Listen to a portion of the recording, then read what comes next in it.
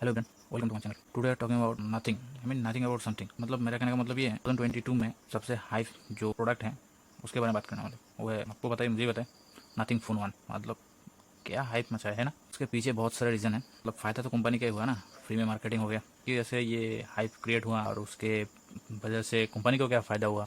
और जो जिसके ऊपर इतना हाइप है जो है नथिंग फोन वन, उसके बारे में बात करने वाले हैं। तो फिर शुरू करें। लॉन्चर के लॉन्चिंग के टाइम में, वाह क्या सीक्वेंस है।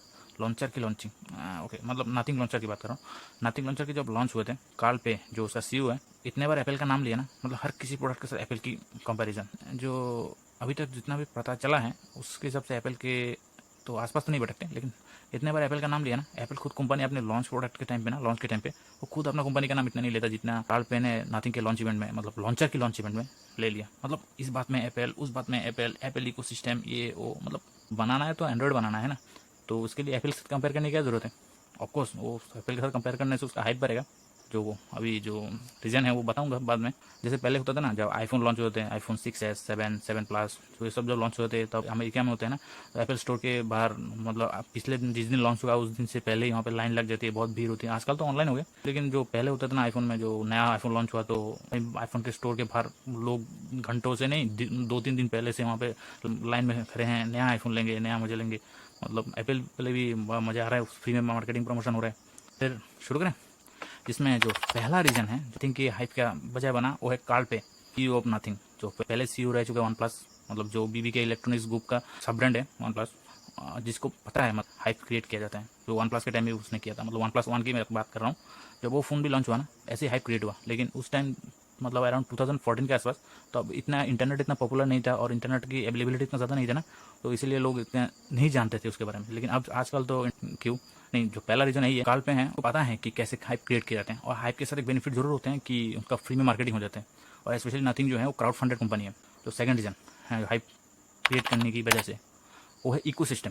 जैसे कि मैं पहले ही बताया, एप्पल इकोसिस्टम, एप्पल इकोसिस्टम, इतने बार नाम लिया ना कि हाँ ठीक है, मुझे भी पता है, आपको भी पता है, सबको पता है कि एप्पल इकोसिस्टम बहुत अच्छे होते हैं। एप्पल की जो प्रोडक्ट की कोऑर्डिनेशन होती है, जैसे कि आप एप्पल के फ़ोन के साथ लैपटॉप, टैबलेट, ईयरफोन जो होते हैं वो आराम से सिंक्रोनाइज होते हैं। वो ऐसा काम करते हैं जो कई प्रोडक्ट नहीं कर पाते, जो स्पेशली जो एंड्रॉइड की वर्ल्ड होते हैं ना, क्योंकि उसमें थोड़ा मुश्किल है। क्यों मुश्किल है? क्योंकि एप्पल का जो मतलब इकोसिस्टम है वो एप्पल खुद डिजाइन करते हैं, खुद बनाते हैं। जैसे कि एप्पल का प्रोडक्ट जो हुआ वो खुद बनाते हैं, एप्पल का चिप होगा वो खुद बनाते हैं। पहले तो इंटेल बनाते थे, बढ़िया कंपनी बनाते थे, लेकिन अब जो एप्पल है वो उसका चिप मैन्युफैक्चर भी खुद ही करता है, उसका प्रोडक्ट का डिजाइन भी वो खुद करता है, उसका सॉफ्टवेयर भी वो खुद बनाता है। मतलब सब कुछ वो इंटरनल रखते हैं, इसलिए उसको सिस्टम को इतना स्ट्रॉन्ग बनाने में आसान होती है। लेकिन जो एंड्रॉइड के केस में है ना, वो डिफरेंट है, क्योंकि एंड्रॉइड एक ओपन सोर्स है। मतलब उसका कोई मतलब पर्टिकुलर बाउंड्री नहीं है। जैसे कि आप भी कई बार एंड्रॉइड के सिस्टम यूज़ करना चाहते हैं या कोई सिस्टम डेवलप करना चाहते हैं, आप भी कर सकते हैं, मैं भी कर सकता हूँ। ऐसा कोई रिस्ट्रिक्शन नहीं है। जैसे कि एप्पल के हिसाब से आप एप्पल के ऊपर कोई भी डिजाइन की बात करने की सोच रहे हैं तो एप्पल से परमिशन जरूर लेना पड़ेगा। लेकिन एंड्रॉइड के सिस्टम ऐसा गूगल से आपको परमिशन नहीं लेना पड़ेगा, क्योंकि वो ओपन सोर्स सॉफ्टवेयर है।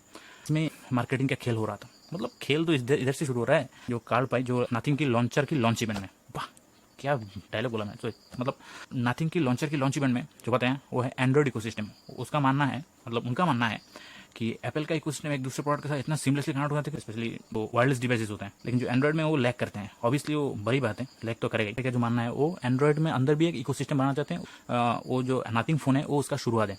पता नहीं वो कैसे करने वाले हैं, क्योंकि वो बहुत मुश्किल है करना। क्योंकि पहले जो नथिंग जो कंपनी है उसको दूसरी कंपनी जैसे कि सैमसंग या गूगल की कंपनी के कोई भी प्रोडक्ट के साथ, जैसे कि ईयरफोन हो गया, किसी भी चीज़ को कनेक्ट करना हो तो वो गूगल का जो प्रोडक्ट और सैमसंग का जो ईयरफोन और जो ब्लूटूथ हेडसेट स्पीकर की इंटरनल कोडिंग होती है, कोडिंग को वो सैमसंग या गूगल से लेना पड़ेगा, फिर उसको उस फोन में इंप्लीमेंट करना पड़ेगा, उसके बाद वो सिमलेसली कनेक्ट हो सकते हैं। लेकिन उससे पहले वो सिमलेसली कनेक्ट नहीं हो सकते। जो मुझे जहाँ तक लगता है वो पॉसिबल तो नहीं है, क्योंकि आप कोई ना कोई थोड़ी ना चाहेगा कि मैं अपने कंपटीशन को मदद करूँ अपने से ऊपर जाने के लिए। जैसे कि सैमसंग ने ऐसा किया या गूगल ने नथिंग को हेल्प किया, मान लो दे दिया कोडिंग, आप हाँ ये लो मेरा सिस्टम का कोडिंग, आप यहाँ पे आपके फ़ोन में लगा दो, तो ओपन सोर्स में वो एक इकोसिस्टम में अच्छे से काम करेगा। उसके बदले में नथिंग ना बहुत पॉपुलर हो जाएगा, उसका ब्रांड वैल्यू भी बढ़ जाएगा, वो एक टाइम में सैमसंग या गूगल को भी क्रॉस कर लेगा। ऐसा थोड़ी ना करेगा कंपनी। इसीलिए मैं कहता हूँ जो हाइप बनते हैं ना, वो हाइप का बबल जितना ही बड़ा हो वो फटने में ज़्यादा देर नहीं लगते।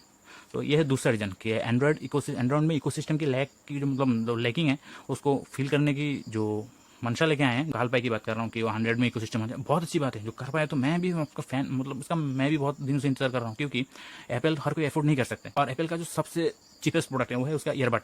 बहुत अच्छे होते हैं, माना कि उसका प्रोडक्ट जबरदस्त होते हैं, लेकिन उसका प्राइस भी उतना ही जबरदस्त होते हैं। जैसे कि एक जो ईयरफोन होते हैं, का जो लेटेस्ट वर्जन है जो एप्पल एयरपोर्ट 3, वो भी 17,000 का मिलते हैं, 17,000 समथिंग, नॉट 17,300 या अराउंड समथिंग, जो सबसे सस्ता वाला होते हैं।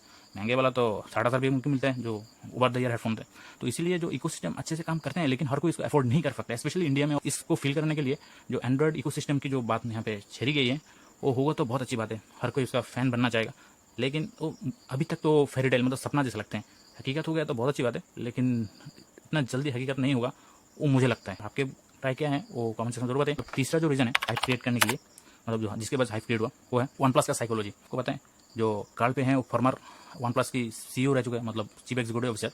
मतलब जिसको नहीं पता होगा, और उनको पता है कि किसी भी प्रोडक्ट को हाइप क्रिएट करने के लिए क्या क्या चीज़ों की जरूरत पड़ती है। जैसे आप किसी भी इंटरव्यू में देखेंगे ना, जो उससे पूछेंगे सर ये फ़ोन कैसा होगा, ये जो चीज़ें कैसे डिजाइन किया जाएगा, उसका आंसर पता है क्या होता है? हाँ, करना अच्छा रहेगा, ऐसा होगा वैसा होगा, शायद हो सकता है, नहीं भी हो सकता है, ऐसा होगा तो शायद हम कर सकते हैं। मतलब कोई क्लियर कट आंसर नहीं देते, क्योंकि उनको पता है कि जो एक साथ बोल दिया तो उसका मजा ही खत्म हो जाएगा। इसी मतलब ज़्यादा पता ही नहीं है किसी प्रोडक्ट के बारे में। तो बाहर के जो रेंडर लीक होते हैं उससे पता चलता है कि हाँ इस फोन में ऐसा है वैसा है, तो हम ज़्यादा एक्साइटमेंट रहते हैं। तो स्टोरी का जो एंडिंग है वो पहले से मालूम हुआ तो उसको जानने में इतना इंटरेस्ट नहीं रहेगा लोग। तो धीरे धीरे उसको जब मतलब मूवी में तो ऐसे ही होते हैं, है कि नहीं, है ना? तो मूवी में पहले एंडिंग दिखा दिया तो क्या मजा, लेकिन नहीं, तो धीरे धीरे उसको सीन को बिल्डअप होते हैं, उसके बाद रिलीज होते हैं तो भी मजा आता है ना। तो इसी ऐसे हाइप क्रिएट किए जाते हैं, जो वन प्लस के टाइम पे भी हुआ है 2014 में। जो वन प्लस का वन है ना, जो रिसेंटली जो नथिंग फोन जो इनबैट सिस्टम के साथ जो फोन बेच रहे हैं, मतलब इनबैट सिस्टम ऐसा होता है कि आपको 2,000 रुपीज़ पे करके एक बाउचर खरीदना है, मतलब प्री बुकिंग कहते हैं, प्री बुकिंग टाइप, मतलब एडवांस में बुकिंग कर रहे हैं आप। पहले तो आप नथिंग के ऑफिशियल वेबसाइट में जाकर भी बुकिंग कर सकते हैं, नहीं तो फ्लिपकार्ट भी मिल रहा है, क्या रजिस्टर करेंगे तो। लेकिन उसके लिए आपको 2,000 रुपीज़ अभी पे करना पड़ेगा। लेकिन जो आप फोन लेंगे ना, जब तब ये 2,000 रुपीज़ फोन की प्राइस से डिडक्ट हो जाएगा। और साइकोलॉजी होते हैं, उनका साइकोलॉजी ये है कि धीरे धीरे प्रोडक्ट के बारे में धीरे धीरे बताना है। जैसे कि पहली बात इसका डिजाइन दिखाओ, फिर इसका कैमरा के बारे में बताओ, उसका प्रोसेसर के बारे में बताओ, उसका सॉफ्टवेयर के बारे में बताओ, उसके बाद उसका मटेरियल के बारे में बताओ, उसका डिजाइन के बारे में बताओ, है ना। तो वो साइकोलॉजी के ऊपर डिपेंडेंट है। आजकल जब ज़्यादातर फोन देखेंगे तो ऑलमोस्ट सेम दिखते हैं। जो आपको लोगो हटा देंगे ना किसी भी कंपनी के, ऑलमोस्ट सब सेम ही दिखते हैं। वो 3 कैमरा होते हैं जनरली, एक मेन कैमरा, एक अल्ट्रावाइड कैमरा, एक माइक्रो कैमरा। ज़्यादातर तो काम का तो एक ही कैमरा होते हैं, बाकी 2 नाम का होते हैं। जैसे कि 8 मेगापिक्सल का अल्ट्रावाइड, 2 मेगापिक्सल कैमरा। अरे आजकल 2 मेगापिक्सल कौन यूज़ करते हैं, 2 मेगापिक्सल कैमरा हो गया। अरे 50, 60, अब 200 मेगापिक्सल का सैमसंग कैमरा बना रहे हैं, और अभी फ़ोन में 2 मेगापिक्सल, मतलब अजीब हरकत चल रही है। तो हैं, तो वहाँ पे 3 कैमरा नहीं आते नथिंग में, वो 2, जहाँ तक बात है वो बाद में बात करेंगे। 2 कैमरा आते हैं। डीमार की सबसे 50 मेगापिक्सल होता है सोनी का सेंसर। अब देखते हैं क्या होता है। वन प्लस नथिंग का यूट्यूब में एक चैनल भी मिल जाएगा, जहाँ पे वो धीरे धीरे प्रोडक्ट के बारे में बता रहे हैं, जैसे कि वहाँ पे स्ट्रगल के बारे में दिखा रहे हैं। क्योंकि जो कनेक्शन बिल्डअप करना होता है ना, तो ये बहुत काम आते हैं। किसी भी चीज़ को डायरेक्ट दिखा दिया तो उसमें उतना मजा नहीं आता। तो आप पहले वहाँ पे स्क्रैच से शुरुआत करें। जैसे कि उसने उस चैनल में आप देखेंगे तो वहाँ पे कैसे वो कार्ल पे ने टीम बिल्डअप किया, फिर कंपनी ने कैसे डिजाइन किया, ये सब मतलब बीट बाई बीट में थोड़ा थोड़ा करके वहाँ पे बता रहे हैं। जो सेम चीज़ हुआ ना, अभी भी जो वन प्लस के जो यूट्यूब चैनल है, उसमें जाके आप वन प्लस नॉट सीरीज का प्ले लिस्ट है, वहाँ पे जाके देखेंगे तो वहाँ पर भी सेम सीरीज मिल जाएगा। जब कार्ल पे वन प्लस के बारे में था, बात करते हैं नथिंग के प्रोडक्ट के बारे में। अभी तक नथिंग ने 3 ही प्रोडक्ट लॉन्च किए थे, 2 फिजिकल प्रोडक्ट, एक वर्चुअल प्रोडक्ट। नथिंग लॉन्चर कहते हैं, सच में नथिंग लॉन्चर में कुछ नहीं है, नथिंग नथिंग है। तो पहला प्रोडक्ट जो नथिंग ने लॉन्च किया था वो है नथिंग ईयर 1, मतलब ट्रू वायरलेस ईयरबड। तो मतलब one of the good looking earbud कहते हैं ना, जो अराउंड 6,000 अराउंड मिलते थे। पहले मिलता था तो 5,000 अराउंड समथिंग मिलता था, अब तो 6,000 अराउंड मिलते हैं। ऑफर के टाइम में और भी घट जाते हैं, लेकिन अभी अराउंड 6,000, मतलब 6,000 नहीं, सॉरी 7,000 का अराउंड मिलता है। 6,999, ₹1 कम है, माइंड इट। एक्स्ट्राऑर्डिनरी फीचर यहाँ दिखने में बहुत ज़बरदस्त है। जैसे कि उसका ट्रांसपेरेंट बैक है, दिखने में अच्छा है, मतलब डिफरेंट लुकिंग है। मतलब आप बहुत सारे ईयरफोन के बीच में भी रख दो ना तो उसको पता चल जाएगा। जैसे कि आजकल ज़्यादातर जो TWS होते हैं, जो ट्रू वायरलेस वाले, वो ज़्यादातर एप्पल की एयरपोर्ट को कॉपी करते हैं। वो ऐसे कॉपी नहीं किया, मतलब थोड़ा बहुत तो इंस्पिरेशन लें, कॉपी नहीं किया। लेकिन जो नथिंग वाले होते हैं वो दिखने में बहुत ज़बरदस्त होते हैं, लेकिन बाकी तो सेम ही करते हैं। जो बाकी इस प्राइस में जो बाकी ईयरफोन होते हैं, कुछ हुआ था नथिंग वाला, तो वो एप्पल के साथ कंपेयर कर रहा था ऑब्वियसली, इसलिए लोग इस जो TWS हैं उसको एप्पल की एयरपोर्ट से कंपेयर कर रहे हैं। अरे भाई क्या कर रहे हो, एप्पल के एयरपोर्ट जो होता है ना वो 21,000 में मिलता है, नथिंग के हैं वो 5,000 6,000 का मिलते हैं। आप प्राइस गैप देख रहे हो, मतलब कहाँ 5-6,000, कहाँ 21,000, कुछ तो फर्क होगा ना, है कि नहीं। तो कंपेयर कैसे कर सकते हो, तो अलग अलग कैटेगरी के प्रोडक्ट है। जैसे कि मैं पिछले वीडियो में बताया था कि आप नॉर्मली जो मारुति सुजुकी या नॉर्मल किसी भी कार के साथ BMW, ऑडी, मर्सिडीज के जो कार हैं उससे कंपेयर नहीं कर सकते, क्योंकि वो अलग कंज्यूमर को टारगेट करते हैं और वो अलग कैटेगरी में बिलोंग करते हैं। और वो जो नॉर्मल जो ऑल्टो, हुंडई का वर्ना हो गया, ये सब अलग कैटेगरी में आते हैं। वो ज़्यादातर कंज्यूमर फोकस होते हैं, और जो मर्सिडीज, BMW होते हैं वो हायर क्लास लोगों के लिए होते हैं, जो अमीर लोग टेक्निकली बताए तो, है ना। तो सेम चीज़ है, जो एयरपोर्ट है वो अलग लीग में है, जो नथिंग है वो अलग लीग में है। अब नथिंग की लीग में कंपेयर करें तो वहाँ पे आते हैं वन प्लस बड वायरलेस G2 बोल के आते हैं, जिसका जो नॉइस कैंसिलिंग है, स्पेशली जो हम ऑब्वियसली जो नथिंग में भी नॉइस कैंसिलिंग आते हैं, एक्टिव नॉइस कैंसिलिंग आते हैं, लेकिन इनसे ज़्यादा ना जो मुझे जहाँ तक मतलब मालूम है, वन प्लस बर्ड्स होता है ना, उसका जो नॉइस कैंसिलिंग G2 का जो बर्ड होते हैं वो ज़्यादा बेहतर है, और उसमें आपको साउंड ज़्यादा मैटर करते हैं। तो वहाँ पे गूगल का भी मिलता है, Google pixel bird A series का जो है, जिसमें नॉइस कैंसिलिंग भले नहीं मिलता, लेकिन साउंड का ज़्यादा केयर करते हैं। तो ये जो हेडफोन है वो ज़बरदस्त है, मतलब नथिंग से तो बहुत बेटर है साउंड में।